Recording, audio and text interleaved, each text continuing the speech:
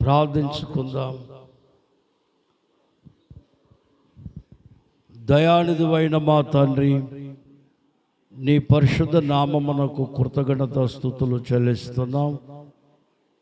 నీ సముఖమందు నిలిచి నీ లేఖనమును ధ్యానం చేస్తూ ఉండగా నీ మహిమగల వాక్కు అందించుము. ప్రవచనాత్మక ఆత్మీయమైన సంగతులతో నింపుము.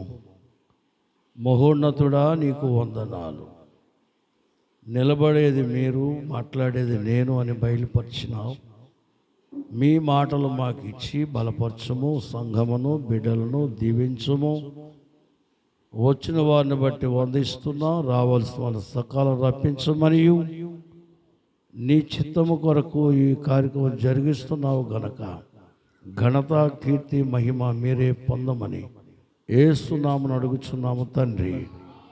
ప్రభునందు ప్రియులారా, ప్రభు యేసుక్రీస్తు నామములో కృపా సమాధానం మీకు కలుగునుగాక. ఆమేన్. కూర్చుందాం. అనుకున్న వారికి చక్కగా వినబడుతుందా? ఏమ్మా, వినబడుతుందా?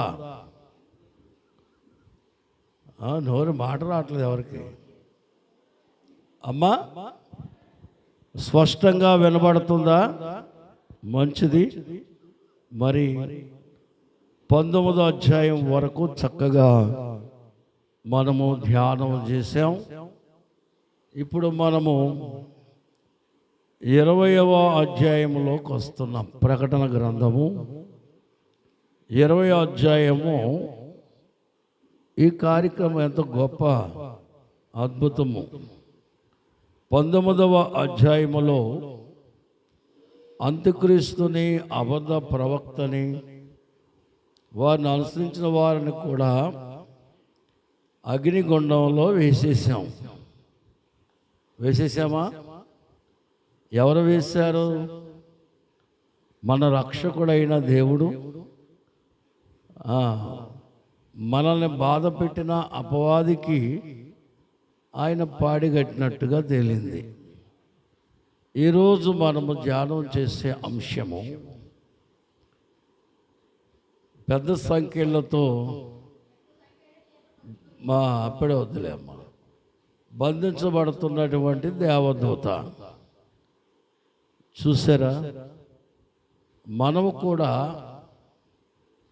సరిగా వినకపోతే ఏం పట్టుద్దో, ఏ పరిస్థితి వచ్చుద్దో ఈ దూతను బట్టి మనం గ్రహించవలసి ఉన్నాం. ఇది ఎంతో ఉన్నతమైన స్థితిలో ఉండవలసిన దూత, దేవునికి ప్రీతికరమైన దూత. ఎలాంటి దూత అమ్మా? ప్రియాతి ప్రియమైన దూత. ఎవరికి మాట్లాడినారా? అలాంటి దూత ఈ లోకములో అనేక మందిని చెడగొట్టడానికి కారణమైంది కనుక ఈవేళ తాను ప్రియాతి ప్రియమైన దూతను 1000 సంవత్సరాలు చెరలో వేయబోతున్నాడు దేవుడు. ఎన్ని సంవత్సరాలు? మంచిదంటారా? మాట్లాడలేదు. దేవదూతలు 7 భాగాలుగా ఉన్నారు. దేవదూతల సమూహాలు 7 సమూహములు ఉన్నాయి. ఒక్కొక్క దూతకి కోట్లాది మంది దూతలు ఉన్నారు. వారందరూ కూడా పరిచారకులుగా వారు ఉన్నట్లు చూస్తున్నాం. ఈరోజు 20వ అధ్యాయము ఆ ఒక వచనం చదివి, ఈరోజు సాతాను తన వైభవము, తన మోసము, తన దౌర్భాగ్యం, ఈ 3 విషయాలు ఈరోజు మనం జ్ఞాపం చేసుకుంటాం. ఎవరిని ముందు పెట్టి? మనందరికంటే గొప్ప వైభవం కలిగింది ఎవరు? ఈ దూత. ఈ దూతకి పేరుందా? ఉందండి. లూసిఫర్ అన్నారు. చెప్పండి. లూసిఫర్ అంటే స్వయం ప్రకాశి, సొంతంగా ప్రకాశించేటువంటిదిగా మనం చూస్తాం. అయితే ముందు కొన్ని దూతలు ఏర్పడ్డారు. మొదటి దూత లూసిఫర్. మొదటి దూత ఎవరు? లూసిఫర్. రెండవ దూత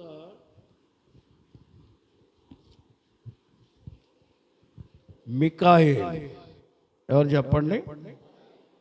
లూసిఫర్ వర్షిప్, ఆరాధికుడు. దాని సమూహం అంతా కూడా దేవుని కీర్తించడం. కొన్ని కోట్ల మంది దూతలు ఉన్నారు దానికి. రెండవదిగా మికాయేల్, దేవుని పక్షాన యుద్ధం చేసేవాడు. ఈ దూతకి దేవుని నరుడు అని పేరుంటుంది. ఈ దూత దేవుని వంటి వాడు. ఎలాంటి వాడు? మనకు అపాయం వచ్చినప్పుడు మన పక్షం నిలిచిన వాళ్ళని ఏమంటాం మనం? నువ్వు అచ్చం దేవుడిలాగా ఉన్నావు అంటాం. మూడవది గాబ్రియేల్, దేవునికి మనకి వార్తావాహిని, వర్తమాన దూత, వర్తమానం అందించే దూత. కాబట్టి వీటికి వచనాలు కూడా ఉన్నాయి. మీరు రాసుకుంటారా?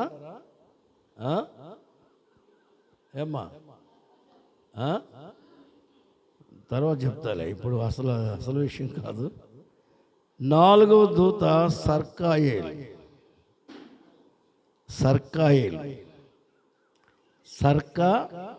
సర్కస్ తెలుసా మీకు? ఆసారావాలి. సర్కాయేల్ దైవ చిత్తము జరిగించిన వారిని కాపాడును. ఈ దూత ఎవరిని కాపాడుతుంది? దైవ చిత్తము జరిగించే వారిని కాపాడుతూ ఉంది. అలాగే ఉరియేల్ సృష్టిని కాపాడే దూత. సృష్టికి వచ్చే ఉపద్రవాల నుంచి కాపాడే దూత. 6 రఫాయేల్, భక్తులని కాపాడే దూత. భక్తులకి ఏ శ్రమ వచ్చినా కాపాడే దూత. 7 రఘుయేల్, దేవుని ఉగ్రత నుండి కాపాడే దూత. ఇది చాలా గొప్ప దూత. ఇప్పుడు ఎంతమంది వచ్చేసారా? 7 దూతల్లో ఇప్పుడు వస్తుందే చెప్పండి గబగబా. లూసిఫర్, మికాయేలు, గాబ్రియేలు, సర్కాయేలు, ఉరియేలు, రఫాయేలు, రఘుయేలు. ఈ 7 దూతలు. ఇది తోబీత్ అనే గ్రంథంలో మన బైబిల్లో లూసిఫరు, మికాయేలు, గాబ్రియేలే కనబడతారు. మిగతా దూతలందరూ తోబీత్ అనే గ్రంథంలో వీరి గురించి రాయబడింది. దేవుని స్తోత్రం. కాబట్టి ఇప్పుడు మనం చదువుకుందాం. 20వ అధ్యాయము ప్రకటన గ్రంథము, 20వ అధ్యాయము. పెద్ద సంఖ్యల చేత అగాధము యొక్క తాళపు చెవిగల ఒక దేవదూత పరలోకం దిగవచ్చుట చూచితని. ఈ దూత చేతిలో సంఖ్యలు ఉన్నాయి, తాళాలు ఉన్నాయి. అలాగే అధికారం ఉన్నది. ఈ దూతకి ఏముంది? అధికారము కలిగిన దూత. చాలామంది రచయితలు, ప్రకటన రాసిన వాళ్ళు ఈ దూత మికాయేల్ అని కొందరు, ఇంకా దూతలని చెప్తూ వచ్చారు. ఎందుకంటే దేవుడి యజమాని గనక ఆయన వెళ్ళి దూతను తీసుకుని ఈ లూసిఫర్ని తీసుకెళ్ళి సరసాల్లో వేయని అవసరం లేదు అని చాలామంది చెప్తున్నారు. అయితే దైవజనులు దేవదాస్ అయ్య గారు ఈ దూతను గురించి చక్కటి విషయాలు మనకు తెలియజేశారు. దేవునికి స్తోత్రం, హల్లెలూయా, దేవునికి మహిమ కలుగును గాక. దైవజనులు తెలియజేసిన సంగతులను మనం గ్రహిద్దాం, గమనిద్దాం. ఆయన చెప్పిన మాట ఏమిటంటే యోధా పత్రికలో 9వ వచనం చదువుదాం. అమ్మ, మీకు వెనుకున్న వాళ్ళకి వినబడుతుందా? చక్కగా వినబడకపోతే అతను గట్టిగా మాట్లాడతాను. అయితే ప్రధాన దూతైన మిఖాయేలు అపవాదితో వాదించుచు మోషే యొక్క శరీరమును గూర్చి గద్దించినప్పుడు, ఖండించినప్పుడు, తరికించినప్పుడు దూషించి తీర్పు తెగింపగా ప్రభువు నిన్ను గద్దించును అంటే అర్థం ఏంటి? ఈ దూతకు పరిచర్య చేయడం వచ్చు, పనిచేసి లోబడేతనం ఉంది. అవ్వమ్మ గారు సాతాను చెప్పిన వెంటనే ఆ ఫలం తీసుకుని తిని తన భర్తకి ఇచ్చింది. అంటే తాను స్వతంత్రించుకుంది. కానీ ఈ దూత తన స్థానాన్ని దాటి వెళ్ళలేదు. నేను కేవలము ఒక దూత వలంటే నేను దేవుని యొక్క పరిచారకుడనే, అందుకనే నేనే ఏదో చేస్తానని ప్రయత్నించలేదు. కానీ ప్రభువు నిన్ను గద్దించునుగాక అంటే ఏం కాదు, ఈ దూత అనేటువంటి సాతానును ఆ శరలో వేయడానికి ఈ దూతకు శక్తి సరిపడదు. వాక్యం సరిగా ఉందా లేదా? బాగా చూడండి. దాని తర్వాత ఇంకొక మాట ఏంటంటే, అక్కడ అగాధం యొక్క తాళపు చెవులు కలిగిన వాడు ఎవరు? ఈ దూత. ఈ అధికారం అనేది ఉంటుందనే మాట చూస్తున్నప్పుడు ఏం కనిపిస్తుందంటే, పరలోక సంబంధమైన కార్యాలలో కొన్ని మనం చూస్తే, ప్రియులరా, దావీదు విషయంలోకి వస్తే యెషయా 22 అనుకుంటాను, దావీదు తాళపు చెవులు రాయబడ్డాయి. అతను వేయిగా తీవాడలేడు, తీగా. అందువల్ల యోధా సంఘము దావీదు చేతికి తాళాలు ఇవ్వబడ్డాయి. అంటే యూదులకు తాళం ఇచ్చాడు దేవుడు. మత్తయి సువార్త 16వ అధ్యాయం 18కి వచ్చినప్పుడు పేతురికి ఆ తాళాలు పేతురు చేతికి వచ్చాయి. ఎవరి చేతికి వచ్చాయి? అందుకనే పాతాళపు లోక తాళపు చెవులు నీ చేతికి అని రాయబడింది. దేవుని స్తోత్రం, అవునా? మరిప్పుడు అగాధం యొక్క తాళపు చెవులు కలిగిన దూత అంటే, దూతనే పదం ఎందుకు వాడబడిందంటే, ఈయన క్రీస్తు, అధికారం ఉన్నవాడు. క్రీస్తు యేసు ప్రభు భూమి మీదను పరలోకమందు నాకేముంది? అధికారం ఉన్న దూత. కాబట్టి ప్రభు అయినటువంటి యేసు క్రీస్తే ఈ దూత. ఎవరు చెప్పండి? ఇందులో ఎలాంటి సందేహం అక్కర్లేదు.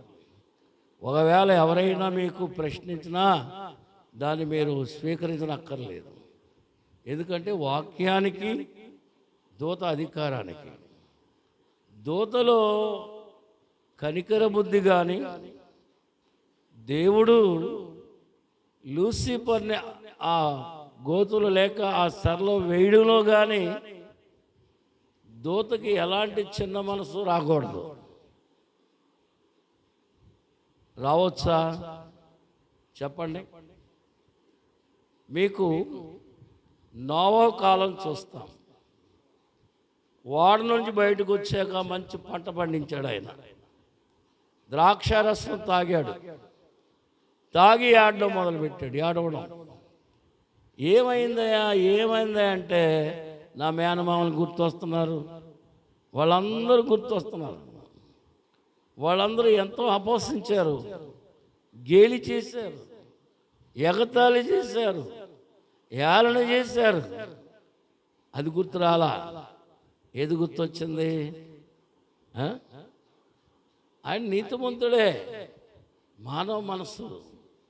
అలాగే దూత జాతి దూత గనక వాటి మీద వాటికి ఎలాంటి కనికరము రాకూడదు, లేక ఆ దూత అడగడానికి కానీ లేకపోతే నన్ను వదిలేచ్చు కదా అనడానికి కానీ అలాంటి అవకాశం లేదు. దానిని ఖచ్చితంగా ఎక్కడ పడేయాలి? ఈ అగాధంలో పడేయాలి. అందుకు ఈ పని క్రీస్తే తీసుకున్నాడు. ఎవరి పని? ఎవరిని ఎక్కడ వేయడానికి? అగాధంలో వేయడానికి. మీకు అర్థమైంది ఇప్పుడు? అంచేత అక్కడ ఏమంది? మిఖాయేలు దూషించడానికి ప్రయత్నించలేదు. యెహోవా నిన్ను అంటే దాని మీదకి వెళ్ళడానికి అది ఎంత గట్టిగా వార్నింగ్ ఇచ్చి ఉంటుందో, లేకపోతే దూతని కదిలించే ఉండొచ్చు కదా. కానీ అది ఖచ్చితంగా చెప్పడం జరిగింది. ఇప్పుడు మీకు ఈ వారం సాతాను లేక దాని వైభవం చెప్పుకుందాం, దాని మోసం చెప్పుకుందాం, దానికి వచ్చి శిక్షణ గురించి మాట్లాడి వదిలేద్దాం. ఈరోజు లూసిఫర్ అంటే స్వయం ప్రకాశి. చెప్పండి అందరూ. అమ్మా, అభిషేకం పొందినది అని అర్థం. అంటే ఇక్కడ మనం చూసినట్లయితే ఈ దూత, మనం దీన్ని శుక్రగ్రహము అని అంటారు. ఏ గ్రహము? స్వయం ప్రకాశ్ శుక్ర గ్రహము అంటారు. ఇది దేవుని లక్షణముల మధ్య సంచరిస్తుంది. ఎవరి మధ్య? అందుకనే కాలుతున్న రాళ్ళ మధ్యనే ఉంటివి. దేవుని యొక్క తలంపులు రగులుతూ ఉంటే ఆ రగులుతున్న తలంపుల మధ్య ఎవరు నిలబడి ఉన్నారు? ఒకసారి చెప్పండి. ఎంత ప్రేమించబడిందో ఈ దూత! బా, ఏం వైభవం అండి! ఎవరిదే చెప్పండి. అయితే యెషయా గ్రంథములో 14:12లో ఇది పడిపోయిన నక్షత్రం. ఏంటిది? పడిపోయిన నక్షత్రం. చూసారా? మనం చెప్పుకున్నంతలో వెంటనే దాని పాటు కూడా బైబిల్ గ్రంథం రాయబడింది. యెషయా గ్రంథము చూడండి. ఇది వాయుమండలంలో నివాసం. చెప్పండి ఎక్కడ? చీకటి లోకము అధిపతి. ఏ లోకానికి అధిపతి? సర్వలోకానికి దేవుడు అధిపతి. చెప్పండి. వాయుమండలానికి అధిపతి ఎవరు? చీకటి లోకానికి ఈ లూసిఫర్ అధిపతి. పడిన తర్వాత సంగతి అంటే ఒక వరుస మీకు చెప్తున్నాను. ఎఫ్ఎస్సి 2:6-12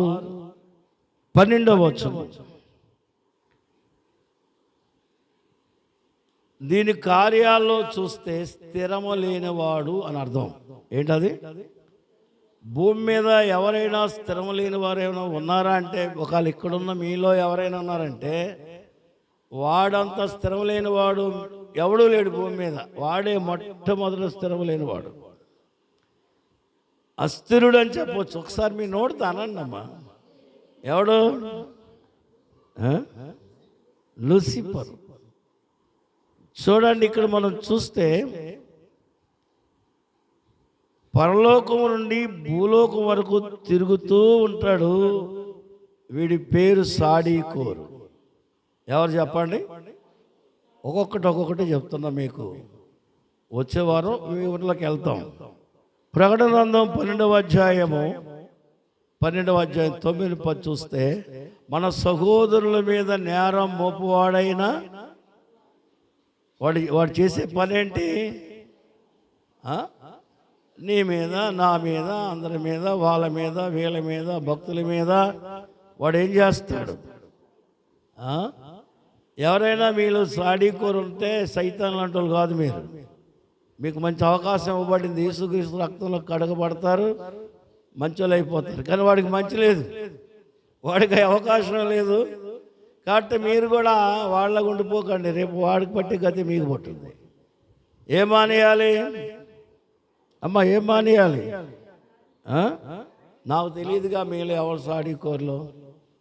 కాబట్టి మీకు చెప్తున్నా, వాయుమండలం నుండి భూమి మీద 1000 ఏండ్లు మట్టు లేని గొయ్య. ఇవాళ ఈ సెర అంటే దానికి అర్థం ఏంటమ్మా?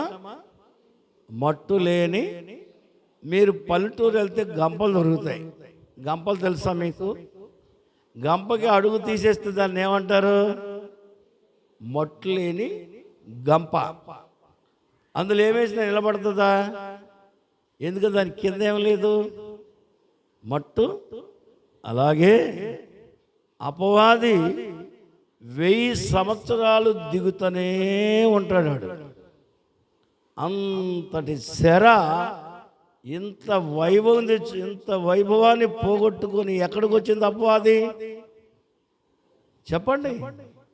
శర చెప్పండి, ఎక్కడికి? దేవుడు వదిలేశాడా? అంత గొప్ప దూతనే వదలనప్పుడు నిన్ను వదులుతాడా? ఇప్పుడు నన్ను వదులుతాడా? చెప్పండి. అందుకే మనం ఏం చేయాలి? ప్రతి లేఖనాన్ని జాగ్రత్తగా గుర్తుపెట్టుకోవాలి. దేవుని స్తోత్రం. దీని జాతి కెరూబు. ఏం చెప్పండి? ఒకటి జాతి ఏంటమ్మా? కెరూబు. యెహెజ్కేలు గ్రంథము 2:16, దావీదు కీర్తన 8:18-10, దావీదు కీర్తన 81, 2:16 యెహెజ్కేలు చదువుదాం. కెరూబు దీని జాతి ఏంటి? అడుగుతారు కదా, మీది ఏ కులం? దాని కులం ఏంటి? దాని జాతి ఏంటి? కులం కాదు, జాతి. జాతి ఏంటి? కెరూబు. దానికున్న ఘనత ఏంటి? 2 అభిషేకము. ఏముంది? యెహెజ్కేలు గ్రంథము 28:14, అభిషేకించబడిన కెరూబువై అని రాయబడింది. అభిషేకించబడిన కెరూబు. యెషయా 14:13 చదువుదాం. 14:13 ఆ వచనం చదవండి. ఎవరైనా చదవండి. వరుస క్రమంలో దాని విలువ. దేవుని నక్షత్రములకు ఉత్తర దిక్కున్న సభాపర్వతం మీద ఎక్కిదని అనుకున్న సమానునుగా ఏమనుకుందట? ఎవరితో? దేవుడు అభిషేకించిన కెరూబు అంటే దేవుని యొక్క మహిమ ఆకర్షణ కలిగింది గనక అది ఎవరితో ఎంచుకుంటుంది అమ్మా? దేవునితో. దాని గురించి యెహెజ్కేలు గ్రంథంలో ఒక మాట ఉందండి. 3వదిగా చూస్తే, ముందు ఇది పడిపోకముందు యథార్థమైన దూత. చెప్పండి. 7 ముఖ్య దూతలు చెప్పాను కదా. ఆ ముఖ్య దూతల్లో లూసిఫర్ ఎలాంటిది? యథార్థమైన దూత. యథార్థమైన దూత యథార్థంగా తన బ్రతుకు, తన కార్యాలన్నీ కూడా ఒక మాటలో చెప్పాలని చాలా మంచివాడు. ఒకసారి అనండి అమ్మా. సైతాన్ వచ్చి ఉంటాడు, ఎంత మురిసిపోతాడో. నేను ఒకసారి అనండి, విశ్వాసరావు భలే పని చెప్పాడు. ఒకసారి అనండి. చాలా ఎవరు మన లూసిఫర్ గారు చాలా మంచోడండి. మంచోడేనా? అందరూ అనండి ఒకసారి. అంటే మీ నోటితో అనండి అమ్మా. మంచోడేనా? చాలా మంచోడు. అలాగే 28:13 3-4 ఆకర్షణ గల రత్నములతో సకలమైన రత్నములతో అలంకరించబడ్డాడు. అంటే అతని రెక్కలు ఇలా తీస్తే ఎన్ని లక్షల స్వరాలు వస్తాయో చెప్పలేము, ఎన్ని కోట్ల స్వరాలు వస్తాయో. ఒక మాటలో చెప్పాలంటే ఒళ్ళంతా కళ్ళే. ఎవరికి? దానికి సూర్యుడు, చంద్రుడు, నక్షత్రాలు కాంతి అక్కర్లేదు. అంతటి ఒకసారి అనండి, అంత వైభవం ఎవరిది? ఎవరిది అనండి గట్టిగా. ఎంత గొప్పదో అసలు. అబ్బా, లూసిఫర్ని గారు అంటే ఇంకెంత బాగుంటుందో. లూసిఫర్ ఏం ఉన్నావయ్యాను. అంతటి వైభవం ఉన్న దూత, అంతటి వైభవం. ప్రియులను గమనించండి, దేవుడు మనకు సంపదలు, జ్ఞానము, వరాలన్నీ ఇచ్చాడు అంటే వాటిని ఉపయోగించుకునే పరిస్థితులు అర్థం కాకుండా మన జీవితాన్ని ప్రారంభిస్తే వచ్చే నష్టం. అంతటి వైభవం గల దూతను వదలినప్పుడు నిన్ను వదులుతాడా? చెప్పండి. ఒకటే నీకు వచ్చినటువంటి భాగ్యం, కలువరిలో గాయమొందిన క్రీస్తు. క్రీస్తు ఎక్కడ గాయమొందాడు? ఎవరి కొరకు? మన కొరకై. దేవుని స్తోత్రం. దాని యొక్క నివాసము ఏదేను తోట. చెప్పండి. 5వది దాని ఇల్లు ఎక్కడా? దేవుని యొక్క ఏదేను తోట. దేవుని యొక్క అంటే భూలోకములో ఏదేను తోట కనబడుతుందంటే దేవుడున్న స్థానాన్ని, దేవుడున్న మహిమను చూపించే రీతిగా ఆయన ఏదేను తోట సిద్ధపరిచాడు భూలోకంలో మానవులకి. అలాగైతే ఇప్పుడు చూడండి, ఏదేను తోటలో నది 4 శాఖలై పూర్తిగా తోటను తడుపుతుంది. అందులో ఫలాలు ఉన్నాయి, అందులో పుష్పాలు ఉన్నాయి, ఆహ్లాదకరమైన వాతావరణం ఉంది. అందులో పక్షులు, పశువులు, అన్ని రకాల జాతులు అన్నీ కూడా నివాసం చేసే అంత కోలాహలమైన ఆనందదాయకమైన తోట ఏదైనా వనం. ఆదాం గారు దాన్ని పోగొట్టుకున్నారు. ఇదేమో మహిమను పోగొట్టుకుంది. అది పోగొట్టుకుంది కనుక ఎవరికి లేకుండా చేసింది? మనకు లేకుండా చేసింది ఎవరు? అందుచేత ప్రభునందు ప్రియులరా, ఎంత నివాసం ఉన్నా, ఎంత గొప్పవారైనా, ఎంత తెలివైన వారమైనా దేవుని మాటను నిర్లక్ష్యం చేస్తే పట్టే దుర్గత ఏంటో ఈ దూతను బట్టి మనం నేర్చుకోవాలా. ఈ దూతను బట్టి నేర్చుకోవాలా. దేవుడు ఎంత ప్రేమిస్తున్నాడంటే దేవుడిలో పగలేదు, ద్వేషం లేదు. ఇన్ని అంటే యుగాల వరకు దానికి అవకాశం ఇచ్చాడు, కానీ అది మారిందా? చెప్పాలి మీరు ఒక్కలైనా. మారిందమ్మా? ఎవరు మారలేదు? ఆస్తి పోయినా మారలేదు, సంపదలు పోయినా మారలేదు కదా. మారిందా? ఒకసారి చెప్పండి. మీరు మారారా?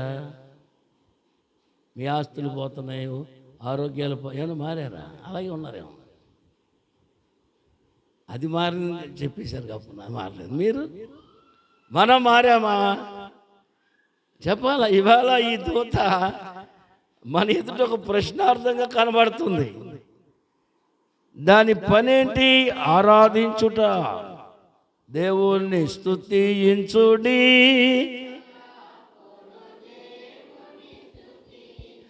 ఆయన పరిశుద్ధ ఆలయమందు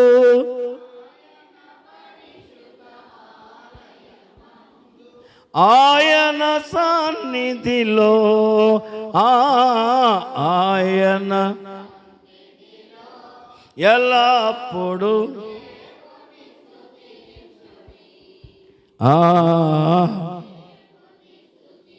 అంటే 1 2 3 స్టార్ట్ అన్నాడు గల కోట్లాది దూతలు ఏం చేస్తాయి? వీళ్ళ పాటలు పాడుతుంటే ఆ స్వరాలు మధురం. చూసారా? ఇవాళ మనకి భూలోకానికి పబ్బుల్లోకి వచ్చి ఆఖరికి మనుషులు ఒంటి మీద బట్ట లేకుండా ఎగిరే స్థాయికి వచ్చింది సంగీతం. సంగీతం మాస్టర్ ఎవరు? లూసిఫర్. అంచేత మనల్ని వదిలిపెట్టలా. ఇప్పుడు ఈ సంగీతంలో ఇప్పుడు ఏమవుతుంది? అందరూ కూడా కొత్త సంగీతాలు వచ్చినాయి కదా, మనుషులు ములిగి తేలుతున్నారు ఈవేళ. ప్రభునందు ప్రియులరా, చెరుపు చేయు దూత ఇది. ఏ దూత? దానికి ఇచ్చిన గొప్ప ఉద్యోగం స్తుతించుట, గణపరచుట. 7 సమూహ దూతలకు అధికారిగా ఉంది. సర్వాధికారం ఇచ్చాడు దేవుడు. ఈ దూతకున్న పనులు ఏంటంటే, 1 వర్షిప్ చేయుట యాజకుడు, 2 నాయకుడు, 3 ప్రవచించేవాడు ప్రవక్త. ఈ 3 లక్షణాలు ఎవరికి ఇచ్చాడు దేవుడు? ఎవరికి ఇచ్చాడు? లూసిఫర్కి ఇచ్చాడు. ఎవరికి ఇచ్చాడు? ఇప్పుడు దేవుడు మోషేను 40 దినాలు కూర్చోబెట్టుకొని ఈ 3 కార్యాలు మోషేకి ఇచ్చాడు దేవుడు. ఎవరికి ఇచ్చాడు? ఎవరి దగ్గర తీసుకొని ఎవరికి ఇవ్వబడ్డాయి?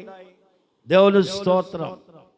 కాబట్టి ప్రభునందు ఘనపరిచే మనసు నువ్వు ఎప్పుడు కొరబడతావో తెలియనటువంటి జీవిత నష్టాలు క్రైస్తవుడికి అప్పుడే ప్రారంభమవుతాయి. అందుకు ఈ దూత ఒక్కొక్కటి కోల్పోయిన విషయం చూస్తూ ఉన్నాం. దీని పేరేంటని చెప్పాం? లూసిఫర్. చూడండి, ఇందాక మనం ప్రతిదీ కూడా మొదటి మూడు మళ్ళీ జ్ఞాపకం చేస్తాం. 1 జాతి, విలువ, ముందు, పాపము లేనివాడు, 4 28 13 నివాసము, 28 13 ఆరాధించుట, 28. చివరగా లూసిఫర్ అనే నక్షత్రము. ఎవరు? నక్షత్రము. ఎహెజ్కేలు గ్రంథము 28:17 వచనం చదువుకుందాం.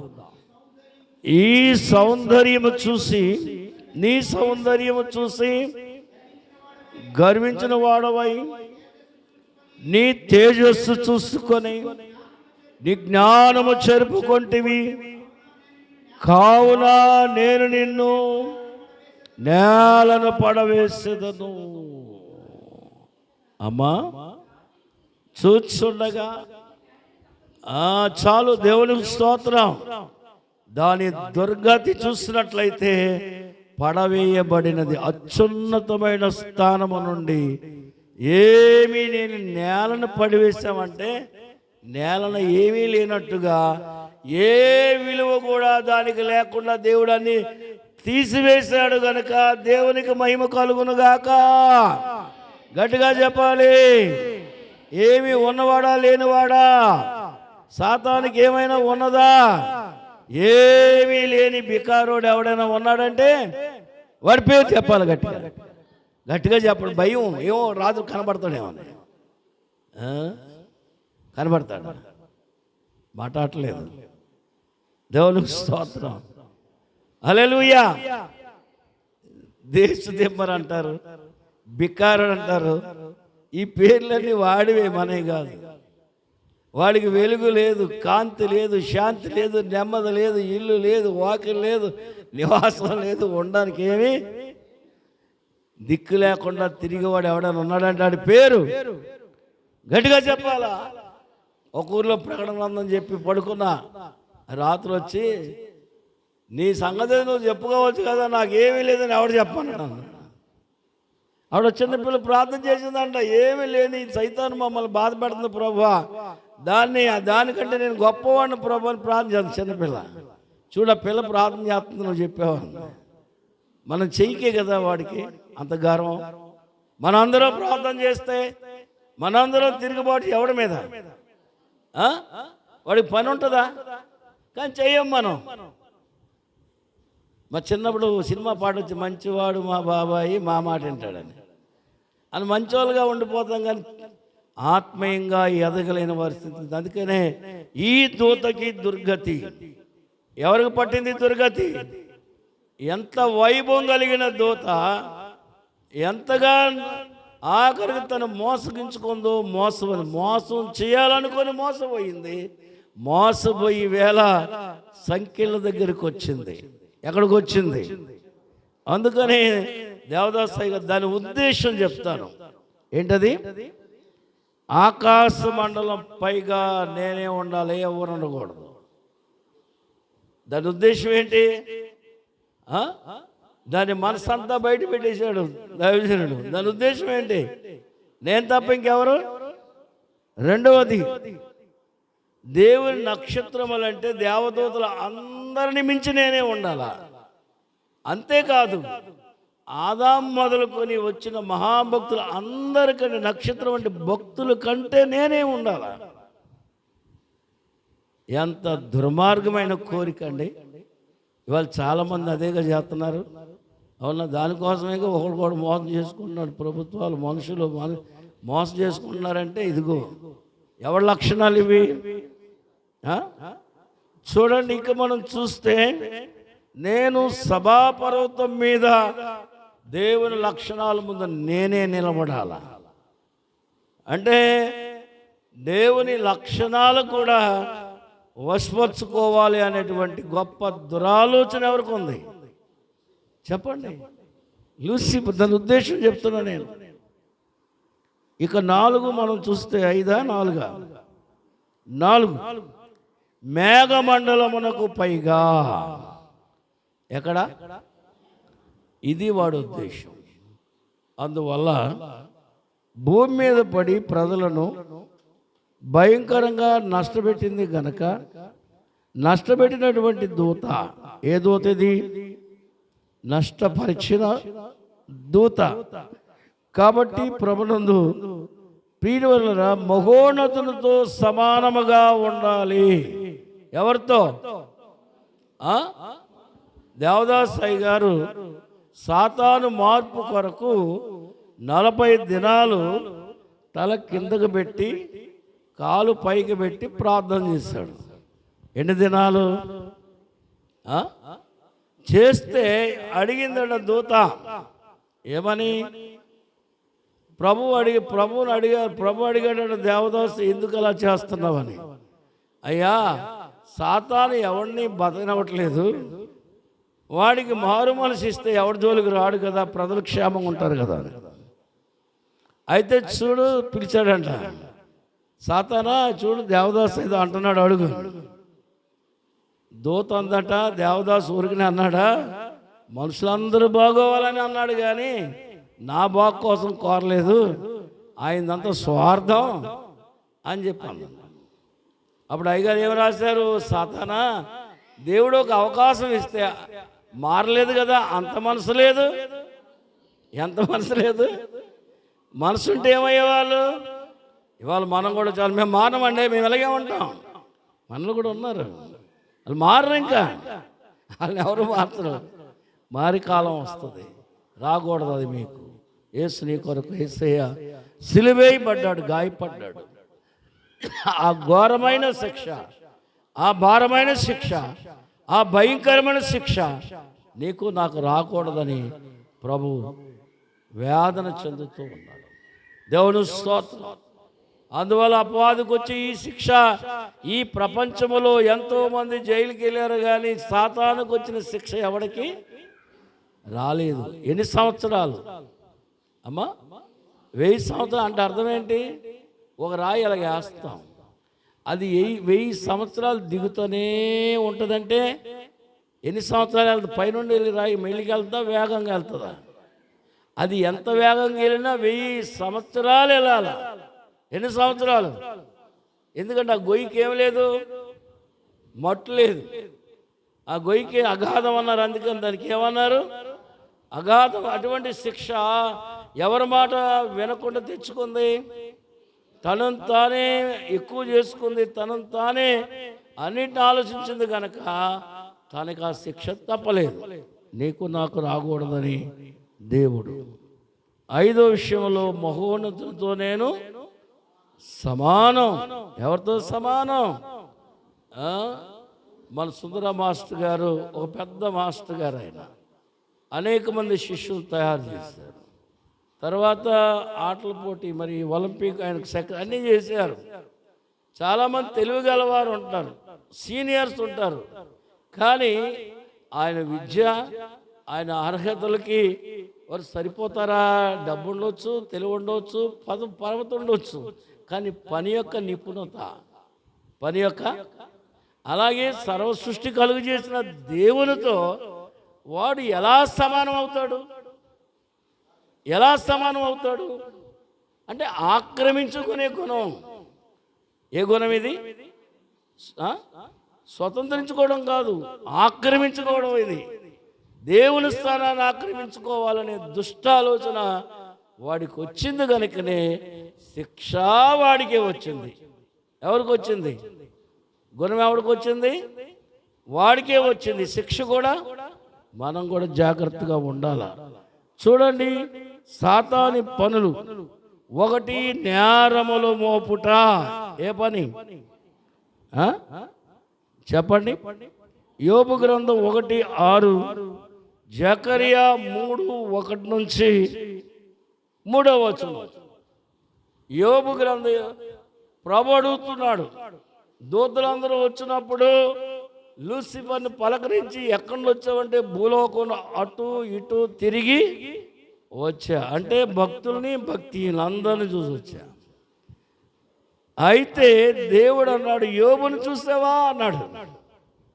అరే రే రే రే, ఎంత పని అయింది! ఎంతమంది ఎవరిని వదిలేశాను? నువ్వు ముందు అక్కడ కంచేయకుండా ఉంటే వాడికి వెళ్ళు, అతను కూడా పాడు చేస్తాడు. అంటే అందరిని పాడు చేసేవారికి పాడి కట్టాలి. అందరూ అనండి, పాడు చేసేవారికి పాడి కట్టాలి. అది ప్రకటన గ్రంథం అంటే. మానవ లోకాన్ని పాడు చేసింది కనుక దానికి పాడి కట్టేవాడు ఒకడు ఉన్నాడు. ఆయన పేరేంటి? దేవాది దేవుడు, ప్రభైన యేసుక్రీస్తు. ప్రభైన దేవుడు త్రిత్వం విడిపోయి భూమి మీదకి వచ్చి శిలువ మరణం పొందవలసినంతటి ఘోరాతి ఘోరమైన శ్రమ దానివల్ల ఆయనకు వచ్చింది. అందువల్ల అన్ని పాపాలు పూర్తయిన కనుక అన్ని శ్రమలు ఎవరికి వస్తాయి? దానికే వస్తాయి. దేవుని స్తోత్రం. చూడండి, ఇక్కడ మనం చూస్తే అది గాలిలో దాని సంచారము. ఎక్కడ? ఎఫెసీ పత్రిక 6:12. ఏ యుద్ధంలో కూడా దానికి జయము లేదు. చెప్పండి, ఏ యుద్ధంలో కూడా. 3వది ఏమి లేదు. అపజయపరుడు ఎవడు? గట్టిగా చెప్పాలా? ఇంతకు వాడు పొగిడాం కదా, ఇప్పుడు చెప్దాం. వాడికి ఏమొచ్చింది? అపజయమే. ఏ యుద్ధంలో కూడా అపజయపరుడు. ఇక మనం చూస్తే మట్టు లేని గోతులోకి వెళ్ళాడు. 20 అధ్యాయం 1 నుంచి 3. ఏ గోతులోకి? 4వదిగా మనం చూస్తే 5వదా? 5వది చూసినట్లయితే ప్రకటన 20:15 అగ్నిగుండము. ఇది దాని అంతం. చెప్పండి, ఇది దాని యొక్క అంతం. అందువల్ల ఆరంభం బాగుందా, అంతం బాగుందా? మాట్లాడలేదమ్మా. అంతం బాగోవాలా, ఆరంభం బాగోవాలా? సంఘానికి ఆరంభము శ్రమలు, ఆరంభం ఆకలి దప్పులు, ఆరంభము నిందలు, ఆరంభము శోధనలు, ఆరంభం ఒత్తిడులు, ఆరంభం లోకము చేత నిర్లక్ష్యం చేయబడుతుంది. కానీ అంతం ఎలా ఉంటుందంటే పెండ్లి కుమార్తె. దేవుని స్తోత్రం. గట్టిగా చెప్పండి, దేవుని మహిమ పొందుదాం. గట్టిగా గట్టిగా అసలు మీకు ఏమి కదిలినట్లేదు మీ మనస్సులో. దాని ఆరంభం వైభవమే కానీ అంతమేమైపోయింది, అన్ని విచారాలే. అంత భయంకరమైన శ్రమకు కారకుడయ్యాడు. శ్రమ పడవలసి వచ్చింది. సంఘానికైతే పెళ్లి కుమార్తె స్వరూప్యం తీసుకొని దేవుని సింహాసనం మీద కూర్చొనే అర్హత వచ్చింది. దేవుని స్తోత్రం. ఇప్పుడు చెప్పండి, లూసిఫర్ బాగుందా, మనం బాగుందా? మరి సాతాను అలా చేసి ఇలా అంటారు కదా, ఇసుకుపోతారు కదా. మనం బాగుంటాం, వాడు బాగుంటాడా? అమ్మా, కుటుంబాలకు తగ్గుబెట్టినోడు బాగుంటాడా, విడిపించినోడు బాగుంటాడా? మాట్లాడలేదు. నేను ముగించేస్తున్నాను. దేవుని స్తోత్రం. అందుకని ఇప్పుడు చదవండి. నేను దేవదూతల పేర్లు వచ్చే వారం మీకు లిస్ట్ ఇస్తానండి, ఇప్పుడు రాసుకుందరు కానీ. దేవుని స్తోత్రం. హల్లెలూయా. కనుక 20వ అధ్యాయం 1వ వచనములో పెద్ద సంఖ్యలు, ఏ సంఖ్యలు భూమి మీద ఏ నరునికి రాని శిక్ష ఎవరికి వచ్చిందంటే అది సైతానికి. అలా చెప్పాలి మీరు. ఎవరికి వచ్చిందంటే సైతానికి. పెద్ద సంఖ్యలు ఎవరి కొరం చేశారు? ఎవరు చేయలేదు, అందుకని ఆయనే తయారు చేసుకొచ్చాడు. ఎవరికి? సాతాను. పెద్ద సంఖ్యలు అంటే పెద్ద శిక్ష, పెద్ద సంఖ్యలు, పెద్ద బాధ, పెద్ద అవస్థ. 1000 సంవత్సరాలు దిగిపోవడమే జీవితం. ఎంత భయంకరం! ఓరే సైతానా, ఎందుకు తెచ్చుకున్నారా అని నాకు చదివినోడు అనుకుంటా. ఒరే దేవదాసాయి గారు చెప్పినప్పుడు నువ్వు మార్చుకున్నా బాగుండేదేమో. వాడు అంటాడు ఇప్పుడు, అప్పుడైనా మారినా బాగుందని. ప్రార్థించుకుందాం. ఏ నరుడు నశించడం దేవునికి ఇష్టం లేదు. అందరూ మారు మనసు పొందాలా. ఎవడు శిక్షలోకి వెళ్ళకూడదు, నేను వెళ్ళకూడదు. దయగల తండ్రి, ప్రార్థిస్తూ ఉన్నాం. దుష్టుడైన అపవాది సాతాను తన యొక్క దుస్థితి, తన పరిస్థితులన్నీ చక్కగా వివరించావు మాకు. నీ బిడ్డలైన వారిని దీవించమని, ఆశీర్వదించమని. ఏ ఒక్క నరుడు నశిష్టం లేదు కనుక నువ్వు వినిపిస్తున్న ఈ మాటలు వింటున్న సంఘమే ఆత్మీయ వైభవాన్ని, పెండి కుమార్తె అంతస్తును కలిగి ఉండే భాగ్యం త్వరగా వస్తున్న యేసు నామమున అడుగుచున్నాము తండ్రి. కూర్చుందాం.